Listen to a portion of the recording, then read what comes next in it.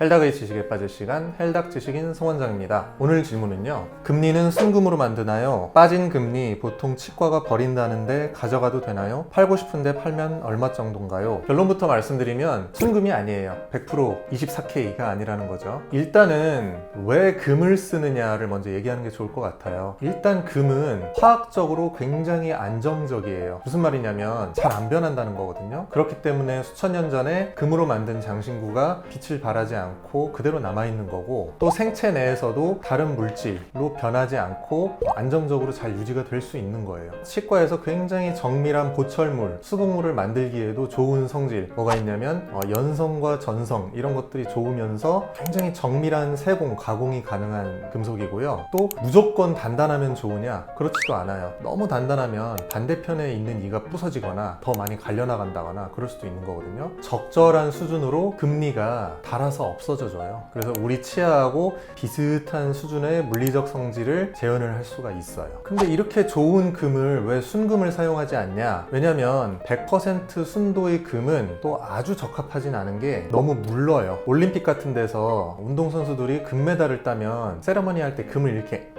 깨물고 하잖아요. 그게 왜 그러냐면 순금은 깨물면 푹 파여요. 그래서 깨물어 보고 아 이게 파이는구나 하면 이게 금이다 라는 걸 확인하는 그런 의미의 세레머니거든요. 근데 거꾸로 얘기해 보면은 그런 물질이 우리 입안에, 이에 들어가 있다고 보면은 앙 씹으면은 푹 파이겠죠. 그러니까 굳이 표현하면 금은 좀 물러요. 그래서 적절한 수준의 강도라든가 혹은 뭐 탄성 이런 것들을 맞춰주기 위해서 다른 금속들하고 혼합을 해서 귀금속 합금을 만드는 게 일반적이고, 거기에 들어가는 다른 금속들은 은, 팔라듐, 백금, 아연, 구리 이런 것들이 또 들어가게 됩니다. 그리고 금은 아마 금덩어리를 들어보신 적이 있다면 엄청 무거워요. 근데 입안에 그렇게 무거운 걸 넣고 있을 필요는 없거든요. 그리고 또 엄청 비싸고. 자, 그러면은 금리를 했는데 어떤 이유로 그 이를 빼거나 그 수복물, 보철물을 제거해야 되는 경우가 있잖아요. 그거 가져가도 되냐? 원칙적으로는 안 가져가는 게 맞습니다. 왜냐면 치과에서 발생한 그게 금이 됐든 뭐가 됐든 우리 몸에서 나온 그런 것들은 적출물이라고 해서 우리가 따로 폐기를 하는 게 원칙이거든요.